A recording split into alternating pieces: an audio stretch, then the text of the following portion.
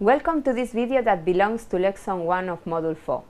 My name is Mari Carmen Suárez de Figueroa Baonza, and the aim of this video is to define the ontological requirements as well as to present the different types of requirements. Ontological requirements represent the need to be covered by the ontology to be developed.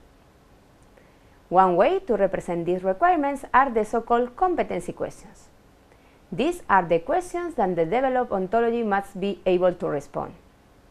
The competency questions can be written in natural language and then formalized in ontology query languages like SPARQL. We can talk about two types of ontological requirements. The first ones are the non-functional requirements that relate to the characteristics, qualities, or general aspects of the ontology. For example, the terminology of the ontology must be represented both in English and in Spanish. The second ones are the functional requirements that relate to the particular knowledge to be represented in the ontology. Therefore, they are also called content requirements. A technique to represent these functional requirements is the use of competency questions together with the corresponding responses. As already mentioned, functional requirements should be written using the competency question technique, which involves questions and corresponding responses.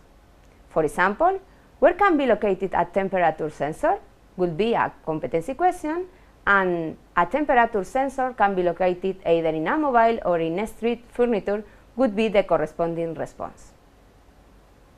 When it is difficult to express functional requirements as competency questions, we can represent these requirements as natural language statements.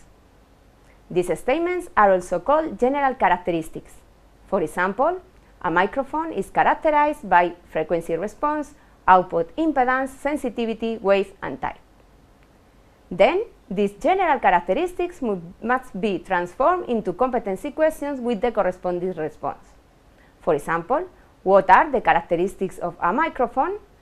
Whose response would be frequency response, output impedance, sensitivity, wave, and type. We will now present a summary of what is shown in this video. We are going to continue, but it's recommended you to stop and summarize what you have seen in the video. Ontological requirements are those needs that the developed ontology must represent. Ontological requirements are divided into two types. Non-functional requirements, that are those general aspects not related to the knowledge to be represented by the ontology, and functional requirements that refers to the particular knowledge to be represented by the ontology. These functional requirements must be written as competency questions with the corresponding responses. Finally, it is advisable to review the additional material available on the platform. Thank you very much for your attention.